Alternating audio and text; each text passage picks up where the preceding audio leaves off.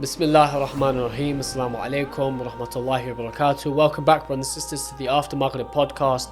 We pray you all, inshallah, have been having a blessed holy month so far. As you know, of course, we are now in the blessed nights of Laylat Al-Qadr, and we're also commemorating the shahadat of our master, the commander of the faithful, Amir al-Mu'mineen, Ali ibn Abi Talib, salawatullahi wa salamuhu alayh. If you've been following the After Maghrib podcast, you know how passionate we are about Amir al-Mu'mineen, about Rasulullah Muhammad sallallahu alayhi wa sallam, Sayyidah Fatima al-Zahra, Imam al-Hasan and Imam al-Hussein alayhim salam, and that these Ahl al-Kisa, these five personalities in particular, set the moral standards that we need to conduct our lives on a day-to-day and on a long-term basis. If you're new to the channel, however, inshallah, this will be your first opportunity to get into this discussion with us. So hit that subscribe button, hit the notification bell while you're at it as well, and inshallah, you'll stay tuned because we still have some more podcasts coming out in the coming nights. But of course, this is a podcast I can't do on my own, and as always, I have my trusted co-host, Sayed Ali Radhawi. Assalamu alaikum, Sayyidina.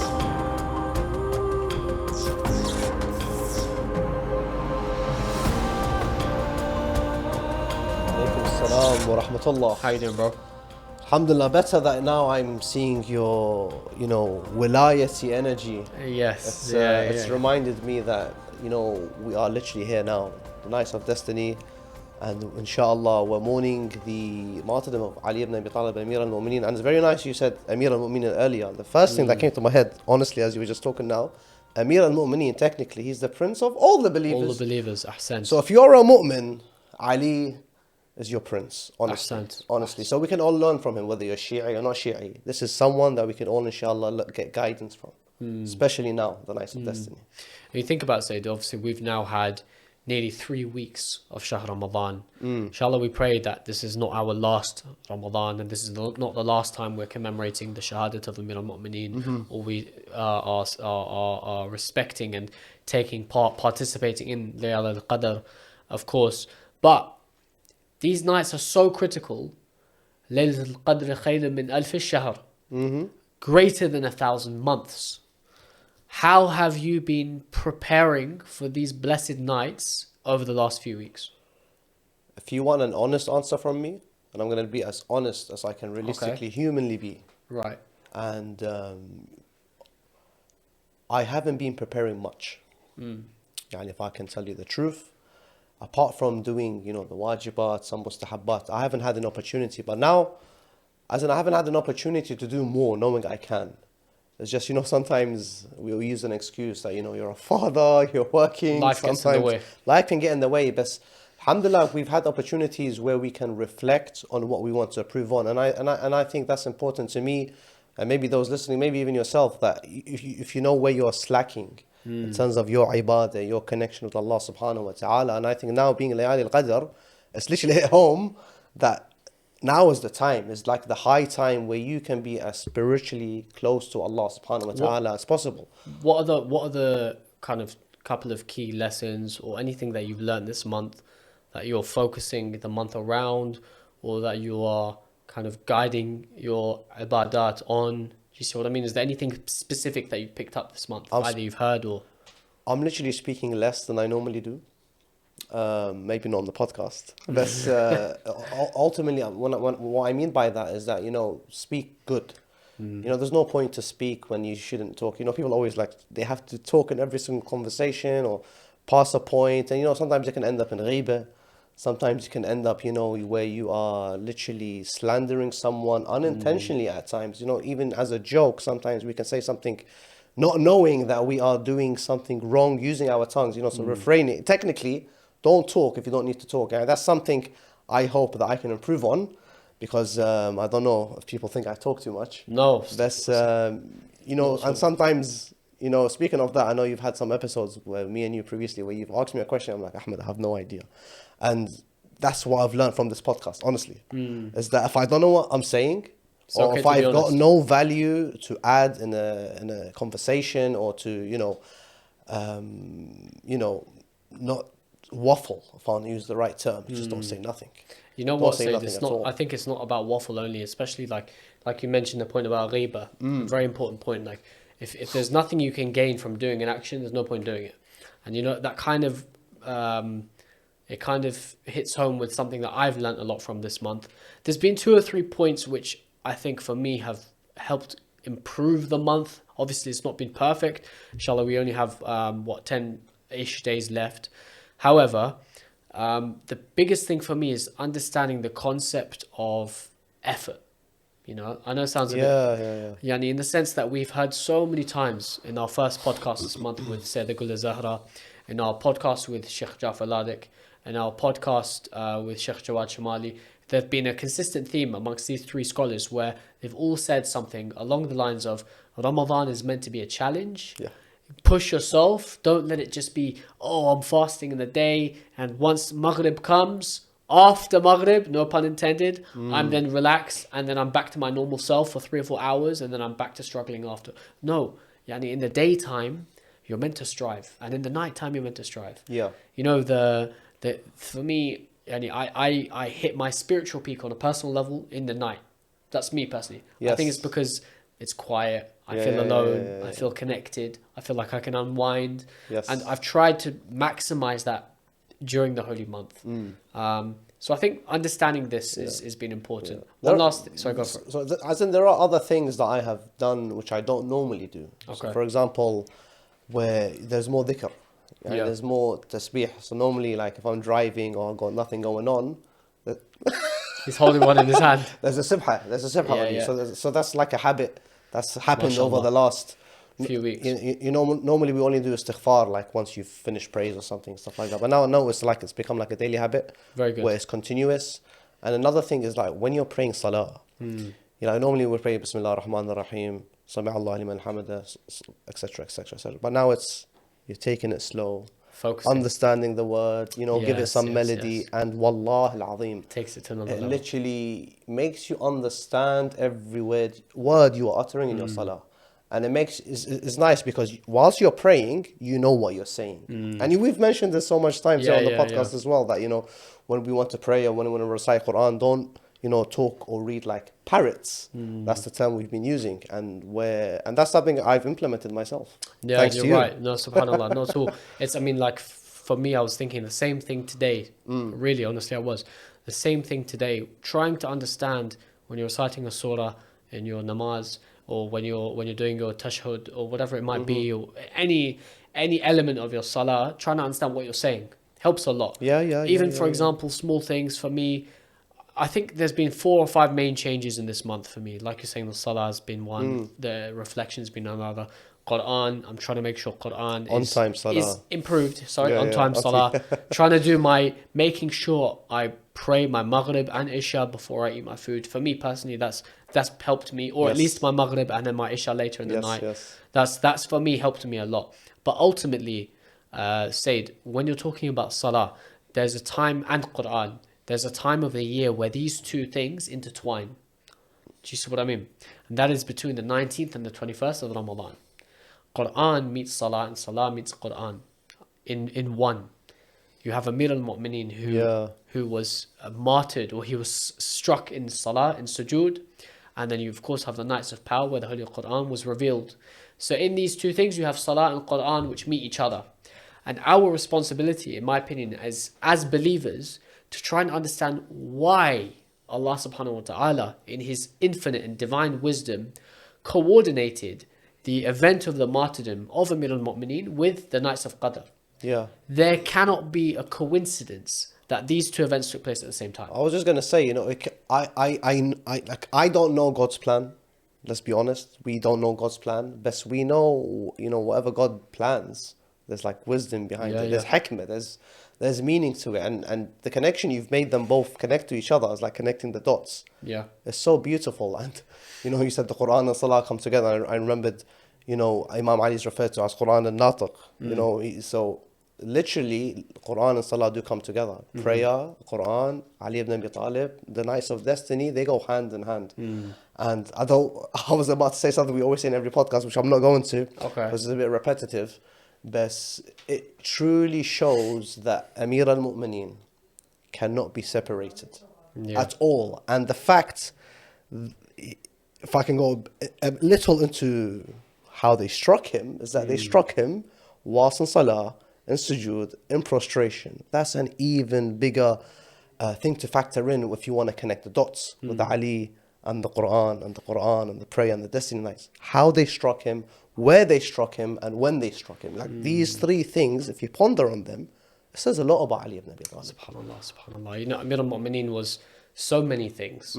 He was the ultimate example of a father, the ultimate example of a warrior, the ultimate example of someone who's philanthropic, the ultimate example of someone who was just and merciful, the ultimate example of someone who was the decipherer of knowledge. Yes. You know, all of the qualities of the Ahlul Bayt alayhim salam can be found in each of the Imam alayhim salam, and of course ultimately and first and foremostly Rasulullah Muhammad sallallahu alayhi wa sallam. But Amir al-Mu'mineen protected the religion of Islam, and we know of course that in our ahadith he is the compiler of the Holy Quran. You know, of course other sects in Islam will attribute that to Uthman, the third caliph. Sorry, Katib al-Wahy. Katib al-Wahy is Muawiyah, if I'm not mistaken. So called. Yes, and different things. Uthman, some people say, compiled the Quran in the modern day form and so on. But of course, in our traditions, we say it was Ali ibn Abi Talib, alayhi salam. And of course, Amir al-Mu'mineen, if you don't mind, I'm going to read something I've come across in Najr Balagha. Please, let's learn from where Amir al-Mu'mineen talks about his relationship with the Holy Quran. Amir al-Mu'mineen says, Bismillah ar-Rahman ar-Rahim, the light by the means of which we are guided, i.e. the Quran, it is me who will inform you concerning it, what it contains, the knowledge of the future, of the teachings of the past, the healings of your sufferings, and the setting in order of your relationships. This is from Nashr Balagha, sermon number 157. And you just understand from this that Amir al-Mu'mineen was, you know, we say the term that people use to describe Amir al-Mu'mineen is Quran an-Natiq, the walking Quran. It doesn't literally mean that Amir al-Mu'mineen is a walking Quran, because I know we've had some slack in the past from people for using this term. It's a metaphorical saying. Can I add something, then you continue? Yes, yeah, please. Just to emphasize a bit further about his connection with the Quran, is the Rasulullah said, Ali is with the Quran, and the Quran is with Ali. You may continue. I just wanted to mention No, you're completely right. I mean, this is exactly relevant to the point I'm making, in the sense that Amir al-Mu'mineen personified the Quran in his manner. You know, he said, when he said Saluni, Saluni, and he said that, ask me, I have more knowledge of the heavens than I do of the earth. And you understand that Amir al-Mu'mineen, when he is interpreting the Holy Quran, he's talking about the word of Allah subhanahu wa ta'ala. And that knowledge comes from Rasulullah Muhammad sallallahu alayhi wa sallam. So all in all, I think that, you know, when you talk about Laylat Al-Qadr and Imam Ali's Shahadat, it's not one or the other. It's not one followed by the other. You know, there's some who, for example, will say, I spend this portion of the night doing Martyrdom and reciting poetry and mourning. And then the second portion of the night, for example, reading Quran and doing my a'mal. In my humble opinion, I feel like the two are so intertwined that when you're doing one, you must remember the other. Of course. You know, even a'mal, we have a'mal that you need to ask Allah subhanahu wa ta'ala to remove His mercy from those who killed Amir al-Mu'mineen. So it just goes to show, you know, how they actually do go hand in hand. Allahumma qatalat Amir al-Mu'mineen. And that is, I hope people can actually do this during the nights of destiny, where you can, you know, ask Allah subhanahu wa ta'ala to remove His mercy if He shows them any mercy. Honest to God, no one's gonna show mercy to the killers of Ali ibn Abi Talib, you know. So it goes to show that if that is like part of our a'mal, that is like part of considered worship. This is worship.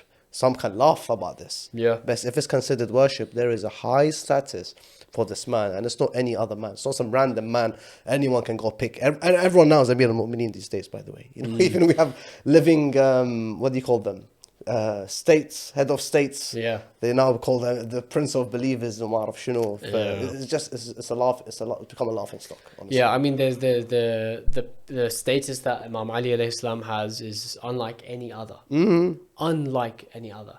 You know, ultimately when we think about Amir al-Mu'mineen, there's different portions of his life I think we know so well, and we understand. If someone was to ask you, and inshallah we can all, including myself as well, especially, pick up on our understanding of Amir al-Mu'mineen. If someone was to ask you, tell me about his marriage with Sayyidah Fatima Zahra.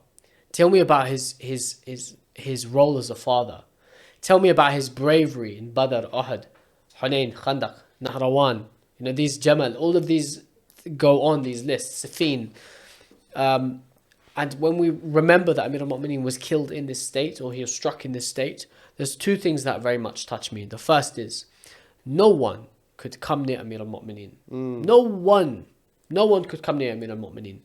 The only time anyone could get near to him was when he was fasting. He was praying his Fajr Salah. He was in sujood on the 19th of Ramadan, and they struck him on his head with a poison. That's the only time they can catch him. They can't touch him. Nowhere else. How are you going to attack Amir al-Mu'mineen? You can't. The only way you can get him is when he's not focused. We're talking about the man who, when he was praying, his full concentration was on Allah subhanahu wa ta'ala. And then when he even raised his ring finger and he donated zakat in his ruku', even that, some may say, oh, he wasn't focused in salah. No, he was so focused in salah, he knew what Allah willed of him, such that he would give charity in the state of ruku'. And it became a verse in the Quran. And it became a verse, and he was honored in the Holy Quran. Yeah. That's the first thing that touches me. The second thing that touches me, if I can remember, because now it's slipping my... Amir al-Mu'mineen, after he was struck by Ibn Muljam, la'natullah alayh, he was so merciful to the man who hit him, who attempted assassination on him. He offered water to the killer of himself and told his son, Imam al-Hassan his son, to loosen the ropes on his wrists in case it may be too tight. And then we think about how the sons and the daughters of Amir al-Mu'mineen were treated years later in Karbala. It reminds me of a saying is that, how merciful can God be if Ali is this merciful? Allah subhanahu wa ta'ala is like, he's trying to show us his mercy through Ali ibn Abi Talib. If this is the mercy of Ali, then what is the mercy of the God of Ali? Yeah. So it's crazy. And it's small things like that makes us connect with Allah. As much as we mention merits and remember Amir al-Mu'mineen and all of this, dhikr Ali and ibadah at the end of the day. All of these things are all means, are all ways and methods that take us closer to Allah subhanahu wa ta'ala. I'll be very honest with you. If I didn't have Ali in my life, I'm a roadman. I'm a lost man. Because I can't see Islam. I can't see, Rasulullah the way he should be represented other than Ali. Who's going to take his position? Tell me who's going to take his position. Because you have the examples of Muawiyah. Let's give an example of Muawiyah. Okay, he was a Muslim. Okay, everyone followed him as a Muslim. Okay, but then what happened? Muslim went into battle with another Muslim. Muawiyah vs Ali and Siffin. What happens then? What do? Like, you get confused because haqq, batil. Correct or no? Sahih? Yeah. Okay, so as a Muslim, what do? If you see a Muslim, Amir al-Mu'mineen, and another Muslim, Amir al-Mu'mineen, fighting each other, it's confusing, bro. What do? Ali radiyallahu an fights Muawiyah radiyallahu an. One puts the Quran on the spear, but Allah praise them both and elevate their status. And the beautiful thing about this radiyallahu an that I sort of like put together the other day, I was like, mashallah, everyone has the radiyallahu an these days. Even anyone that says salam, everyone becomes radiyallahu an. I don't mean to belittle anyone here. But if you want to look at it realistically, Ali ibn Abi Talib is the only one that they don't say radiyallahu an. Why? Allah's already pleased with him. So they have to say karamallahu wajhah. The only person. So if you are not Shia and you just take that small thing, ask, why do my leaders not say radiyallahu an? So why is Allah already pleased with him? Then we just say karamallahu wajhah. That is, I think, a starting point you should think about. Absolutely. And to be honest, Sayyid, when we think about Amir al-Mu'mineen in these nights, we talked about the Holy Quran, how he's honored in the Quran. Of course, we've got traditions that hundreds, over 300 plus verses in the Quran are directly or indirectly related to Amir al-Mu'mineen. There's so many examples of this. With your permission, I'll name a couple for our benefit. Surah Al-Ma'idah, obviously we know chapter 5 verse 55. Bismillah ar-Rahman ar-Rahim. Your only guardians are Allah SWT, ta'ala, His Messenger and the fellow believers, and those who establish prayer and pay alms tax with humility. That's, of course, we know the ayah of Wilaya. Of course, another one, Surah 98, Surah Al-Bayyinah, chapters 1 to 8, but of course, specifically this one, number 7. But those that believe and work to righteous deeds, they are the best of creatures. Surah An-Nisa, chapter 4, verse 59. Bismillah ar-Rahman ar-Rahim. Ya ayyuhalladhina amanu أطيعوا الله وأطيعوا رسوله وأولي الأمر منكم. O you who have believed, obey Allah, obey the messenger and those who are in authority among you. If Allah subhanahu wa ta'ala is saying, obey Allah, obey the messenger and obey those in authority amongst you. Yallah, Who are those in authority? Yeah, I was going to ask you that. Tell us. I mean, who I else know, would it be? but Who maybe else would it those be? listening don't know. If Allah is asking you to obey Him, the infinitely just, merciful, the timeless creator. If Allah is asking you to obey and honor Rasulullah Muhammad, the chosen successor, Khatim Nabi'een, this is something that's clear as day. And on the same pedestal, on a third level, he's saying, obey those with authority amongst you. If the Quran is not naming Amir al-Mu'mineen here without saying his name, who else is it naming? Because who else is even on a level to compare? Ultimately, my have you got something you want to say about this? Yeah. The fact you're quoting Ali ibn Abi Talib using verses of the Quran is only fair that we also quote some hadith in his honor. Yes. And if I can, these are coming directly from Rasulullah, and the ones I'm saying here is not from us. Okay? Yeah. It's unanimous. All schools of faith believe in this hadith. I'm going to start with a few. And inshallah you'll understand the position Ali ibn Abi Talib has with Rasulullah.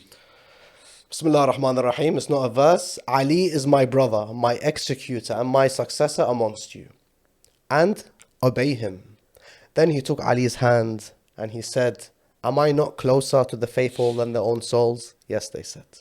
They declared. He said, am I not worthier of each one of them than their own soul? Yes, they responded. He said, then this is the friend, the protector, the wali of each person for whom I am their wali. O Allah, protect whomever he protects.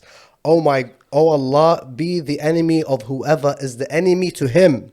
Truly Ali is from me and I am from him, and he is the wali of every believer after me. God placed the children of all prophets in their backbone, but placed my children in the backbone of Ali. I am the master of the revealed letter of the Quran, and Ali is the master of the spiritual Quran. Ali ibn Abi Talib is the one who has the knowledge of the Zahir as well as the Batin, the seen and the unseen. Ali is with the Quran and the Quran is with Ali, and they will never separate from each other until they return to me at the pool of Kawthar. Just this is not Nahj al-Balagha and our books, let's say Shia books. This is unanimous books where all Muslims accept. If you are too blind to the verses of Allah subhanahu wa ta'ala in his holy scripture in the Quran, take this hadith that you take as scripture to yourself. I don't understand why people put like a barrier or a distance or like a curtain between them and the truth. If we are now here in the nights of destiny and we are searching for the truth, and the truth is with Ali, may Allah guide you. Ahsant. Amir al-Mu'mineen sets a lot of examples and also his understanding of Allah subhanahu wa ta'ala. There's so many hadith about Amir al-Mu'mineen's appreciation of Allah. So for example, just to name two, which I know we've discussed in previous weeks. The first is when Amir al-Mu'mineen says to remember Allah before, during and after every action. Yes. Or for example, Amir al-Mu'mineen says, do not be the ones who on the first level worship Allah out of fear of punishment, and the second level worship Allah out of ambition of reward, and on the third level be the one who worships Allah because Allah is worthy of worship. When we think about these things, how Amir al-Mu'mineen approached his relationship with Allah subhanahu wa ta'ala, it sets an example to us on how we should be, not just in these holy nights but in all year round. All year. The way we should live our life. 365, 24/7. Ahsant. And these, especially on these nights, when we think about these coming nights and in the last few nights we have of Shahr Ramadan, how to spend those nights. If it were me, I'm literally talking about myself. I'm not trying to guide or like preach to anyone. But for me on a personal level, I think it's about just trying to make the most of the time we have left. Amir al-Mu'mineen says in his last will to Imam al-Hasan, this is crazy. My dear son, let it be known to you that the decay of my health, passing away of time and nearness of death have made me realize that I should give more thought to my future in the next world and to my people, advise them more, and spend more time in equipping them mentally to face this world. When Amir al-Mu'mineen is on his deathbed and he's telling Imam al-Hasan al-Islam, he's saying, I wish I spent more time in preparing myself for the akhirah. You know that this is a man who was on Sirat al-Mustaqim, that with all of the right things that Amir al-Mu'mineen did, he still said, I should have done more, I could have done more.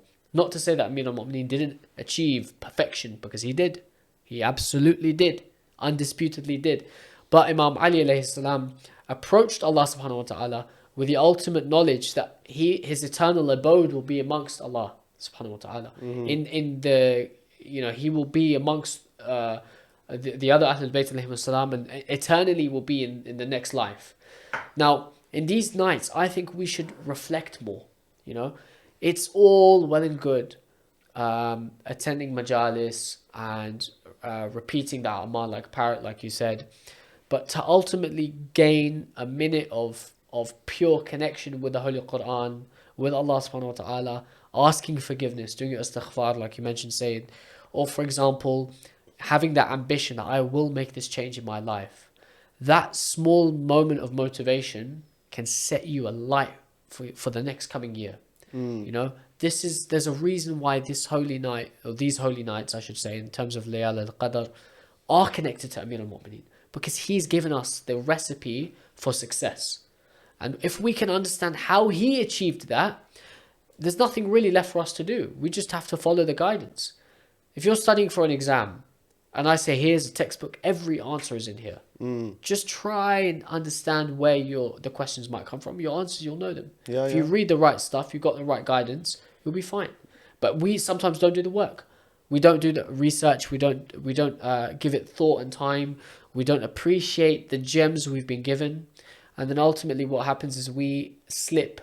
Our time passes, like Imam Ali says. Our time slips and we're near death. Our bodies decay. And we will finally realize it's too late. And that's the truth. Yeah. The ultimate truth is death.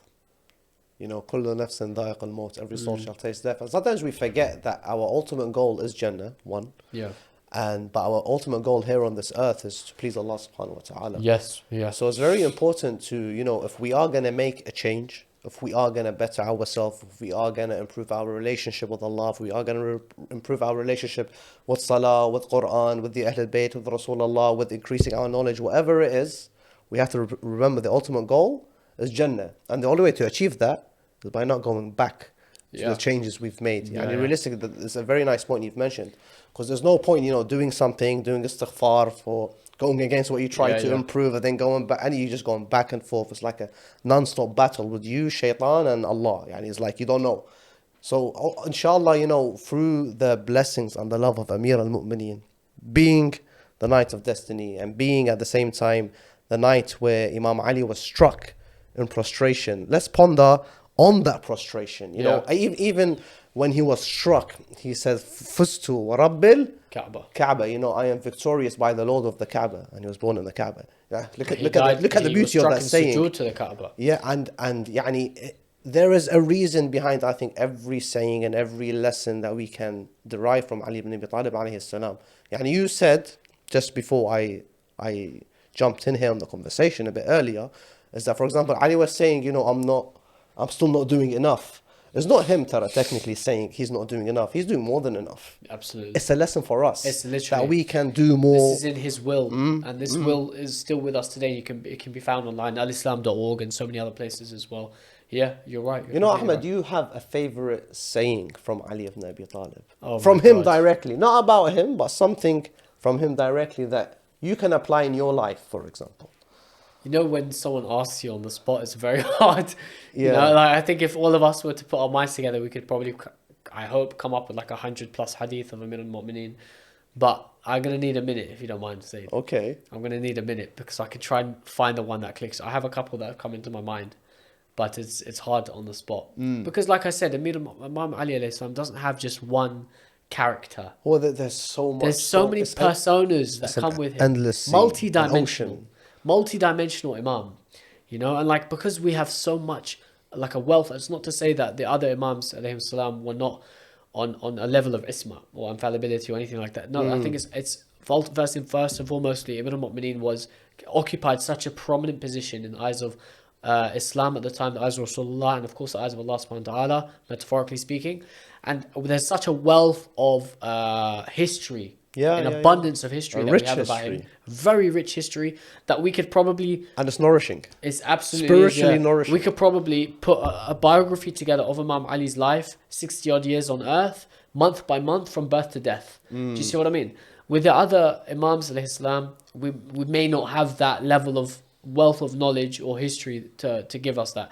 So whether you're talking about Imam Ali in battle and his etiquettes with fighting enemies, or with the captives and the women, or when you're talking about Imam Ali and the way he would treat the poor and the needy and the orphans, or when you're talking about Imam Ali and the way he would guard the Holy Prophet. Bro, the Imam was perfect in every way. MashaAllah, MashaAllah. MashaAllah. Honestly, nafs al-Rasul, akh al-Rasul, all of these merits. I don't want to mention these merits because I think they're more suited towards, for example, celebrating him. Yes, for example, course, Ghadir events, stuff like that. Which I'm trying to keep it as balanced as possible. It's true, yeah. I will say one thing. But it's important that we bring these up at times. Absolutely. Because it emphasizes and it shows the importance of his position. Yeah, and his position is not something to be taken easily. Because if we don't give Ali the status he deserves and the position that Allah himself chose to put Ali in, and Rasulullah himself raised his arm on the day of Ghadir. Again, I don't want to go into those celebration mode, but if we don't focus on these points, are we Muslim? Because Ali connects you to Islam, Ali connects you to Quran, Ali connects you to Salah, Ali connects you to Rasulullah, Ali connects you to everything. He connects you to Jannah. And he is the divider of heaven and hell. Qasim al-Nari wal Jannah. Yani, ultimately, Ali is Ali, and I don't need to say more. And whenever I say Ali, I have a smile on my face. I don't know why this. MashaAllah. Inshallah, what our mothers have given us. May Allah bless them, honestly. The love of Amir al-Mu'mineen. But can I share a nice saying I like sure. of him? And I always hear this, and maybe a lot of people have heard this before. And before I say the saying, smash that subscribe button. And inshallah, don't forget to follow us on Spotify and Apple Podcasts, so you're always up to date with the latest conversations. And my favorite saying from Ali ibn Abi Talib himself is when he says, live amongst people in such a way that's when you are alive, they crave your presence, company. Yeah. And when you die, they weep over you. And if you actually think of that, that means you have to be the best Muslim. Forget being the best person. You have to be the best Muslim you possibly can be. Because if you want people to crave your company, I'm not saying come and crave attention from people. But if you actually, put yourself on the path towards Allah and you become the best person humanly possible you can be, Allah will make people want to be in your presence. Yeah. That's technically what the hadith is trying to say. And that when you die, inshallah, you have a long life, Ahmed. Inshallah, but if you die, I will weep over you. I'll be honest, because the way you are living right now, the way I'm benefiting from you right now. Sayyid, you're too kind, honestly. If you die now, may Allah grant you a long life. No. I will weep over you. Like that. That's the reason why I'm saying this is important, because it's reality. It's something that we all need to factor in and consider. And it's a nice thing to always ponder on. Yeah. Are we really living the best way we are? Yeah. Are we really, when we leave this world, are people going to cry for us over our money and wealth and inheritance, or are they going to cry that they truly miss us for who we really are as Muslims? Ultimately, we will always we can try and deceive the world. We can try and put on a fake image. We can try and show how religious we are. We can try and be someone we're not in public and someone else privately. But we cannot hide anything. We can't deceive Allah subhanahu wa ta'ala. And ultimately, that's true. The acts and the amal that we accumulate on this earth will be the only things that we take with us in the next world. And after we leave this world, the legacy we leave behind will be, in my opinion, will show the world what sort of person you were.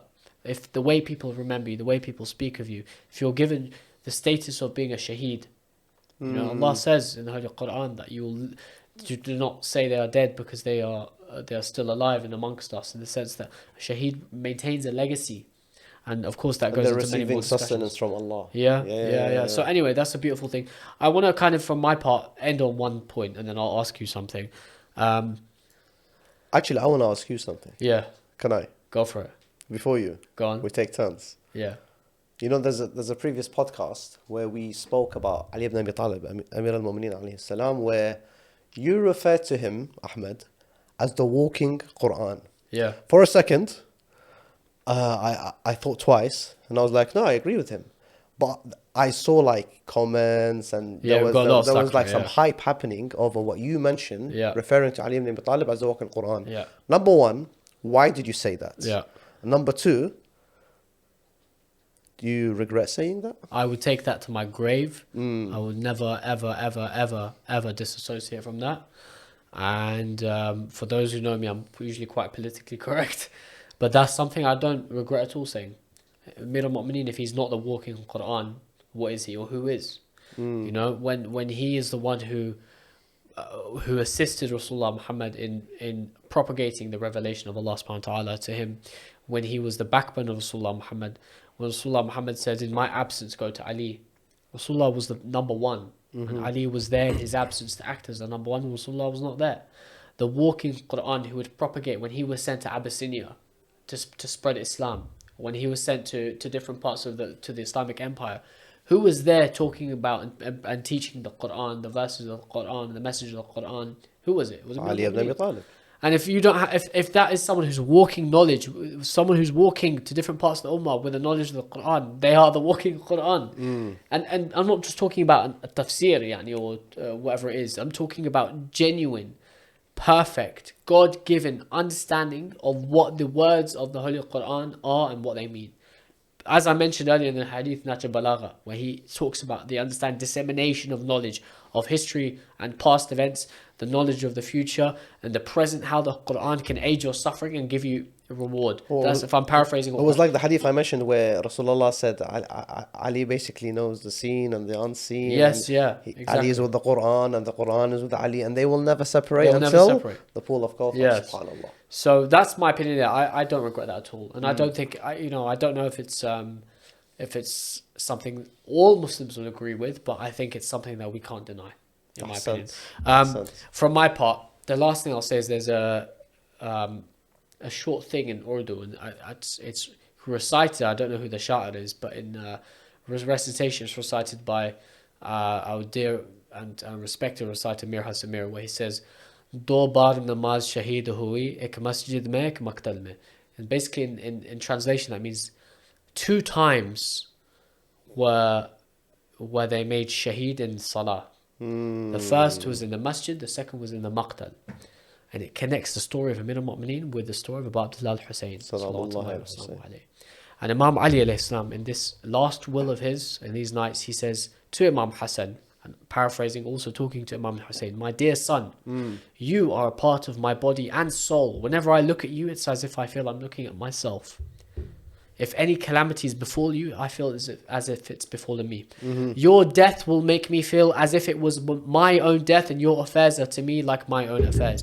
So let me ask you, when Imam Ali was struck on the head in sujood in the nights of Ramadan, and he says that your death will make me feel like my own death, how do we think Amir al-Mu'mineen felt when his son was struck on the head in the sands of Karbala? This is something that we have to resonate with. Abu Abdullah al-Hussein continued the message of Amir al-Mu'mineen. Amir al-Mu'mineen continued the message of Rasulullah Muhammad. And that the golden chain, it continues. Sirat, it continues. So inshallah we can all learn, we can benefit from these blessed nights, these nights of power and destiny. Inshallah. And they are sorrowful nights. Yeah. I don't want to go into the musibah. You sort of took me again to Karbala. SubhanAllah, every time, we have a conversation here on the podcast, somehow, somewhere, we end up on Ashura, we end up from the lessons of Karbala. And again, just to emphasize again, that the message and the teachings and the lessons of Imam Hussein, they don't end. It's an endless sea, and it's a continuous sea of knowledge that we can all implement in our lives as well. I just want to talk about Ali ibn Abi Talib. Before Ibn Munjam struck him on his head, he went through so much. He went through, for example, having to bury Rasulullah while others were busy doing things against Rasulullah. He had to, see the tragedy that befell his wife, Lady Fatima Zahra, salamullahi alayha, and having to bury her and having to witness her broken rib. And there is so much that Ali ibn Abi Talib went through. And for him to say, Fustu Rabb al-Kaaba, I don't know what that means.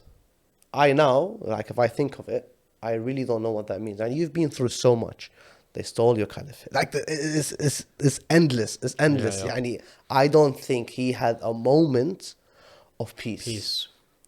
Yani, they never gave Ali ibn Abi Talib the opportunity to breathe. I feel like they always try to suffocate him. Like even during... It says it in Najm. It says. Does it really say that? It says it's in terms of suffocation, because it's as if I had a thorn in my eye or a bone in my throat. Allahu Akbar. For those 30 years, which he was denied. Literally suffocation. If you see it from the moment, Rasulullah sallallahu alaihi wasallam left this world, his entire life was filled with oppression, misery, Muslims fighting him, people stealing his caliphate, people attacking his wife, the daughter of Rasulullah. It is endless. And Allah is endless, and it just makes you think, Ali is Ali because of this. He could have chilled back, sat back, ate the best of foods, drank the best of drinks, ate the honey and whatever it is,